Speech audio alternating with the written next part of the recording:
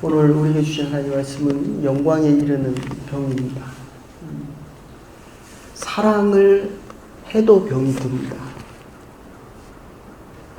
예수님께서 사랑하던 자, 늘 예수님께서 예루살렘에 오시면 머물던 곳이 베다니에 오셔서 나사로의 집에 머무셨습니다. 그래서 공관복음에 보시면 인자는 머리 둘 곳이 없다. 그런데 너희들을 영접하는 사람이 있으면 그곳에 가서 머물라. 이렇게 말씀하십니다. 저는 개인적으로 그런 생각 참 많이 합니다. 신방을 가고 사람을 만나고 병원을 가고 어떤 때는 제가 수술대에 올라가야만 하고 김동호 목사님이 작년에 여기 오셔서 이런 이야기 하십니다. 폐암 2기입니다. 동안교회라는 교회를 목회하실 때 한 2,200명, 500명일 때 가서 2,200명 되니까 내가 참 대단한 목사다. 1,700명이나 더 많은 성도들이 모이니까 나는 1,700짜리, 나는 2,200짜리 목사다. 이렇게 생각했기 때문에. 근데 오늘날 기도를 하는데 하나님께서 그런 마음을 주시더랍니다. 이 교회가 너의 교회냐? 네 교회냐? 동호 네 교회냐? 그래서 그분이 깨닫고 1년 후에 높은 뜻 숭의교회라는 곳을 다시 세우고 한 6개 높은 뜻 숭의교회를 지교회를 세우셨습니다. 그리고 한 10,000명 정도 이상 넘어가니까 이제 또 생각이 또 바뀌었습니다. 이게 분명히 교회가 하나님의 교회고 이 목사의 삶이 하나님의 기름 부으셔서 살아가는 삶인데 한 10,000명 이상 모이니까 또다시 그런 마음이 들더랍니다. 작년에 제가 섬겼던 교회에 오셔서 젊은이들을 위한 수련회 비슷한 그 집회를 할 때 간증했던 내용 중에, 물론 제가 직접 참석하지는 않았지만 그 내용 중에 제 친구 목사님 중에 정우상 목사님이라는 분도 계십니다.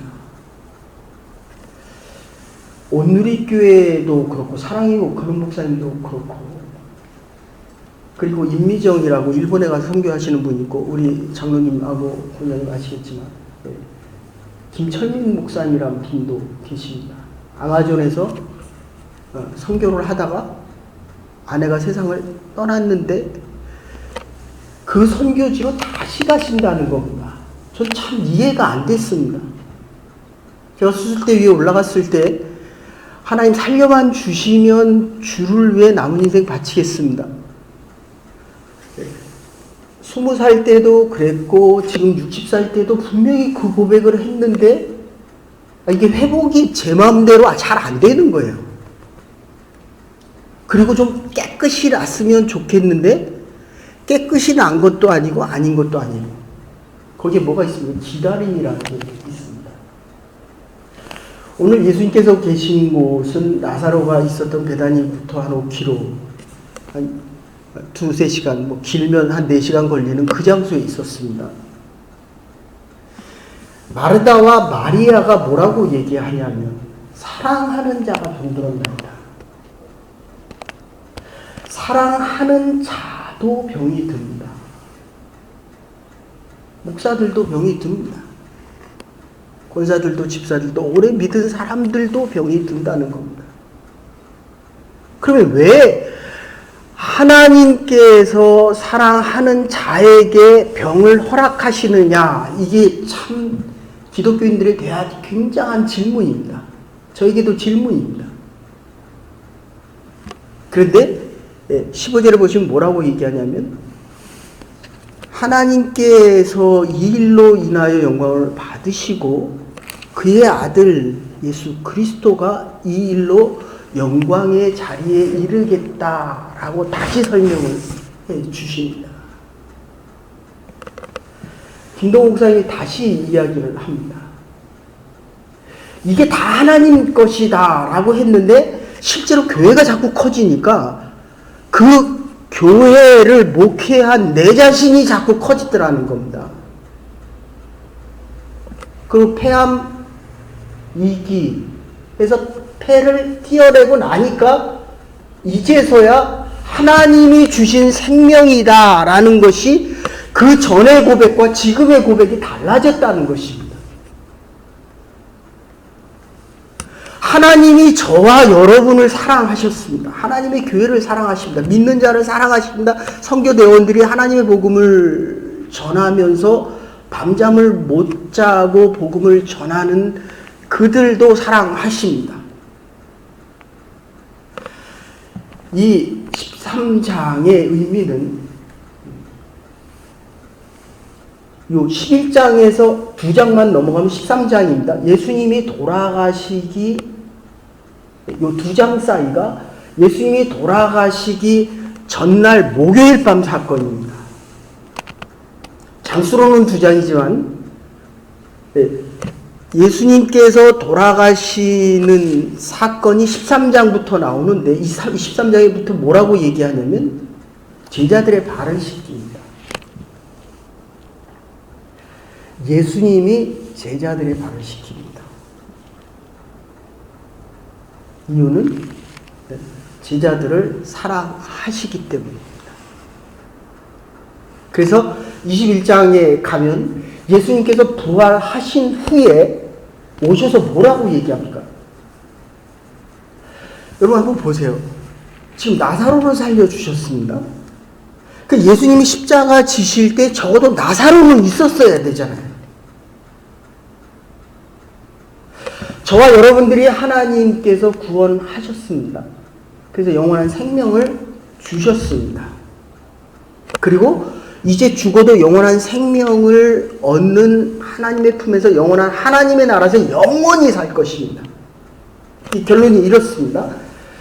지금 나사로를 살려달라고 이야기를 할 때 마르다와 마리아가 뭐라고 얘기합니까? 주님이 이곳에 계셨으면 이 베다니에 내 오라비와 함께 했으면 내 오라비가 죽지 아니하였을 것입니다. 이렇게 마리아가 얘기합니다. 맨 처음에 마르다가 먼저 이야기합니다. 근데 마리아도 똑같은 얘기를 합니다. 주님이 지금 여기 계셨으면 내 오라비가 죽지 아니하였을 것입니다. 예수님이 뭐라고 얘기합니까? 죽지 아니했다. 잔다.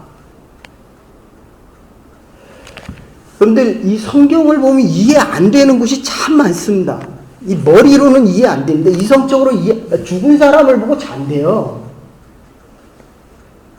나이던 과부도 그리고 회당장 야이로의 딸도 고칩니다. 하나는 장례식이 가는 그곳에서 고쳤고 하나는 집에서 고쳤고 오늘 본문은 예수님의 죽음을 위해서 부활하신 예수 그리스도를 나사로에게 확증시키기 위해서 이 말을 하신 겁니다. 나사로가 지금 살아났으면 적어도 예수님이 돌아가실 때 그 자리에 있었어야 되잖아요. 근데 부활하신 예수 그리스도를 만난 제자들도 고기 잡으러 가는 것처럼 죽었다 살아난 이 나사로도 예수님이 부활하셨을 때 오는 게 아니라 떠났다는 거예요. 그래서 하나 예수님께서 왜 4일을 있다. 사실은 전가를 받고 이틀을 더 머무십니다. 마르다와 마리아는 지금 죽었다는 겁니다. 근데 이틀을 더 유하니까 죽었다는 생각이 나중에 나사로가 어디 있느냐? 예수님께서 무덤을 가셔서 그를 보시고 문을 열라고 하니까 뭐라고 얘기합니까? 이제 4일이 돼서 시체가 썩어서 문을 열면 썩은 냄새가 납니다. 이렇게 얘기하는 겁니다. 그러니까 완전히 죽었다는 거예요. 냄새가 날 정도로 육체도 부패했습니다. 영혼이 떠나간 것뿐만 아니라 이제 모든 것이 다 회복이 불가능한 상태가 되었습니다. 우리가 늘 얘기하는 연대기적인 시간으로는 완전히 불가능한 사건이 되었습니다. 크로니컬한 시간으로는 죽어도 완전히 죽었습니다. 그런데 하나님의 카이로스적인 시간으로 볼 때는 이게 죽은 게 아니라는 거예요. 자, 두 번째, 사랑하는 자도 죽습니다. 그런데 사랑했기 때문에 죽었다 하면 얘기는 달라집니다. 사랑하는 자들은 죽음 속에서 살아났을 때 이 영광의 의미는 지금 이 영광, 믿으면 영광을 보리라. 믿느냐? 믿으면 영광을 보리라. 마르다와 마리아에게 얘기하십니다. 여러분, 우리가 믿고 살아간다라고 할 때 우리가 뭐를 믿습니까? 내가 병이 낫는 것을 믿습니까? 죽은 자가 살아나는 것을 믿습니까? 내가 이 땅에서 이룬 많은 일들 때문에 내 믿음이 좋아졌습니까? 그럼 김동호 목사님 그렇게 고백 안 해야죠.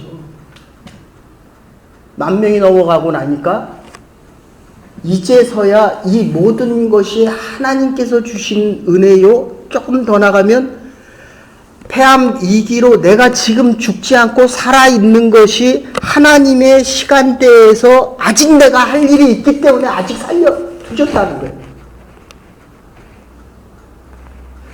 여러분, 사람이라는 것이 제가 아파 보니까요. 건강할 때는 이 건강이 아주 당연하게 여겨집니다. 부자들이 돈 모을 때는 내가 능력이 있어서 사업을 아주 잘했기 때문에 돈이 모였다 이렇게 생각을 해요. 지금 대한민국이라는 나라가 지금 얼마나 어렵습니까? 이젠 또 일본하고 무역전쟁이 붙었습니다. 삼성에서 만드는 가장 중요한 액체 그 연료까지 수출을 안 하겠다라고 이야기합니다. 물론 여러 가지 이유가 있지만 그리고 삼성이라는 세계적인 글로벌 기업도 일본과 대한민국의 이 위안부 사건에 대한 문제 때문에 내가 아무리 경영을 잘해도 이게 안 되는 거예요. 적자까지는 안 되지만 그 많은 5조 6조의 그 이윤이 급속도로 감화됩니다. 사랑을 해도 사랑을 받아도 병이 났다면 병든 자가 믿음을 지킬 수 있는 유일한 것은 하나님이 나를 사랑하신다는 이 믿음을 가지고 있을 때만이 가능합니다. 근데 병나면 이 믿음이 흔들립니다. 사업이 잘 되면 이 믿음이 나의 확신으로 바뀝니다. 확신, 나로부터 시작되어지는 컨빅션입니다. 근데 믿음을 가진 자는 하나님이 변함없이 나를 사랑하신다는 확신이 아니라 믿음에, 그래서 이제 사도행전이 성령이 그것을 풀풀 해주는 거예요. 여러분, 병이 들면 일단 쉴 수 있습니다. 제가 설교를 일주일에 24번, 25번 하다가 지금 2번밖에 못 하거든요. 육체적인 쉼이 있습니다. 그리고 이 병이 들면 자꾸 생각하게 돼요. 내가 지나온 40년의 삶을, 지나온 60년의 삶을 이렇게 좀 더 부드럽고 다른 사람의 마음을 편안하게 해줬어야 되는데 좀 더 깊이 생각합니다. 병이 들면 육체적인 안심과 조금 더 생각하는 데에서 더 나가서 참 이상해요. 부부 싸움도 그렇게 잘하던 부부들이 한 사람의 병이 들면 굉장히 평화스러워집니다. 여보 죽지 마. 막 싸우고 욕을 하다가도 병이 들면 여보 죽지 마. 난 당신밖에 없어. 샬롬을 선포합니다. 그리고 좀 더 병이 들면 이제 이 믿음을 얻기 위해서라도 기도하게 됩니다. 여러분, 이 영광이라는 게요, 그렇죠? 돈을 많이 벌면 부자죠. 그런데 이 영광이라는 것도 권력에서는 권력을 가져야 되고, 육체를 가진 사람들은 생명을 가져야 돼요. 들에 핀 꽃이 아무리 아름다워도 목을 잘라버리면 시듭니다. 대통령이랑 권력으로 5천만을 통치하던 사람도 권력을 잃으니까 감옥에 가요. 원래 이 영광, 독사라는 말은 하나님이 살아있는 영혼들에게 허락하신 고난들입니다. 그러니까 살아있어야 돼요. 근데 지금 나사로가 어떻게 됐습니까? 마르다와 마리아가 보기엔 죽은 거예요. 제가 인간적으로 생각하면 저는 암입니다. 근데 뒤집으면 하나님이 아직도 하실 일이 있어요. 믿음의 눈으로 보면 아직 하나님께서 기다리시는 거예요. 할 일이 있다는 거예요. 이 하나님의 영광, 이 11장부터 13장, 13장부터 21장, 이 맨 마지막까지 보면 지금 나사로가 썩어서 무덤에 있는 자에게 뭐라고 얘기합니까? 34절. 나오라는 거예요. 이게 죽은 겁니까? 사는 겁니까? 마르다와 마리아에게는 죽은 겁니다. 그러니까 냄새난다고 얘기를 한 거고, 예수님에게는 죽은 겁니까? 산 겁니까? 죽은 나사로가 작은 겁니다. 믿음의 능력이라는 게 이렇게 무서운 겁니다. 제가 저를 보면 병들었어요. 그러나 믿음으로 나를 보면, 믿음의 하나님이 나를 보시면 아직 할 일이 있다는 거예요. 이게 이 시간이. 그래서 예수님께서 이틀 더 있다 가시는 이유는 아주 단순합니다. 하나님께서 영광을 받으시고 아들 예수 그리스도가 영광을 받기 위한 이 영광이 뭐냐? 죽음까지도 다스리는 분이 예수 그리스도다라는 것을 온 천하에 선포하기 위함이십니다. 그래서 목사들이 우리 김미숙 전사님하고 동기였던 임미정 전사라고도 일본에 선교하시는 분이거든요. 이분인데 암 수술을 받고 또 갔어요. 일본으로 다시 갑니다. 제 친구 목사님, 동기 목사님이죠. 정우성 목사님이라고 블라디보스토크에서 선교하다 또 암이랬어요. 근데 잘라내고 나더니 또 갔더라고요. 저와 여러분들이 지금 이곳에서 하나님을 섬길 수 있다. 하나님 앞에 예배드릴 수 있다. 살아있는 믿음입니다. 그래서 살아야 됩니다. 그래서 이 영광 중에 거해야 됩니다. 잠깐 정리해드리면, 본문 중심으로 잠깐 정리해드리면, 9절과 10절 보시면 예수께서 대답하시되 낮에 12시가 아니냐 사람이 낮에 다니면 빛을 보고 실족지 아니하지만 밤에 다니면 빛이 그 사람 안에 없는 거로 실족하느니라. 믿음의 빛을 얘기합니다. 믿음이 없으면 혼돈하고 방황하는 거예요. 내가 남은 인생 어떻게 살아야 되지? 내가 이 병들었는데 이 병든 상황에서 어떻게 해야 되지? 지금 내 자신이 길을 잃었어요. 어둡기 때문에. 하나님이 예수 그리스도를 보내셔서 우리에게 영원한 구원을 허락하셨다는 이 구원에 대한 믿음 속에서 나의 영혼과 삶이 밝아지는 것이 아니라 어둠 속에서 어떻게 해야 될지를 잃었다는 겁니다. 사람들은 자신의 것을 잃어버리면 인생을 마감하려고 합니다. 나의 가능성이 무너져 내렸을 때 믿음의 사람들은 하나님이 나를 통하여 새로운 일을 시작한다는 것을 알아야 됩니다. 제가 아파서 이곳에 왔거든요.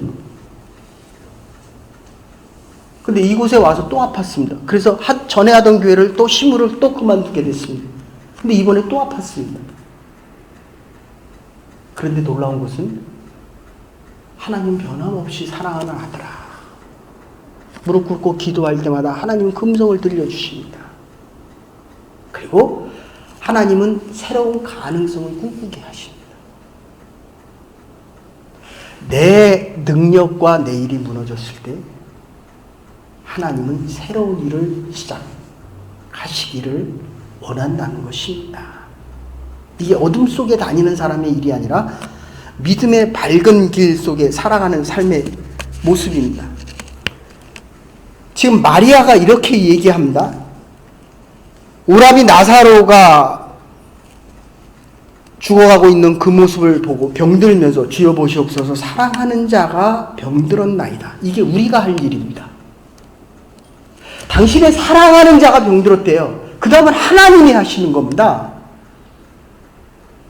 낫게 하시면 낫게 하시고 일어나 걸어라 라고 하면 걷게 하실 것이고 재물이 더 필요하면 재물을 주실 것이고 그것이 내가 어두워지는 믿음의 가리움이 되면 하나님께서 그 재물을 가져가게 하신다는 것입니다. 모든 기도의 응답은 사랑을 확인하는 것으로 끝나야 됩니다. 다음은 하나님이 하시는 겁니다. 언제까지 기도해야 됩니까? 언제까지 하나님의 뜻을 구해야 됩니까? 내가 원하는 40일 기도로 끝나고 이제 하나님이 응답하기를 원하시는 게 아니라 기도라는 것은 하나님이 원하는 때까지 하는 겁니다. 언제 나의 문제가 해결됩니까? 하나님이 응답하실 때에 기도가 응답되는 겁니다. 기도할 때에 하나님이 나를 가장 사랑하시는, 사랑하는 자도 병든다. 그러면 하나님께서 나에게 주신 이 영광의 삶을 살아가려고 한다면 내 영혼이 살아있어야 되고 필요하다면 내 육체도 살아있어야 됩니다. 살아있어야 영광된 거예요. 감옥에 들어가면 끝입니다. 죽으면 끝이에요. 그러나 그때에도 하나님은 새로운 일을 시작하신다는 겁니다. 4절에 보시면 예수께서 들으시고 가라사대 이 병은 죽을 병이 아니라 하나님의 영광을 위하며 하나님의 아들로 인하여 영광을 얻게 하려 하심이니라. 죽을 병이 아니라고 얘기했는데 죽었어요. 됐습니까? 내가 믿음을 가졌는데도 병들었어요. 하나님을 향해 살아갔는데도 내 사업이 안 됐어요. 내가 하나님 뜻대로 죽도록 충성을 했는데도 내 뜻대로 되지 않았다는 겁니다. 주님의 일을 하는 사람들은 영광을 위하여 이 사건, 베드로, 나사로의 사건이 있어야 됨을 우리가 알 수 있어야 됩니다. 오늘도 우리가 많은 고통을 당하지만 궁극에는 하나님께 영광이 돌아간다는 것입니다. 병을 당하면 참 괴롭습니다. 아픕니다. 그러나 그 고통을 통해야 새로운 영광을 바라볼 수 있다는 것입니다. 죽음도 그래요. 잘 죽으면 영광입니다. 주위 사람들에게 얼마나 큰 영광인지 모릅니다. 그런데 많은 영광을 가졌는데도 참 죽어가는 모습을 보면 참 안타까울 때가 많습니다. 저게 과연 믿음의 사람의 삶의 모습이었을까라고 생각할 때가 많습니다. 결론적으로 15절 보시면 15절 같이 한번 읽으십시다. 같이 읽으십시다. 시작.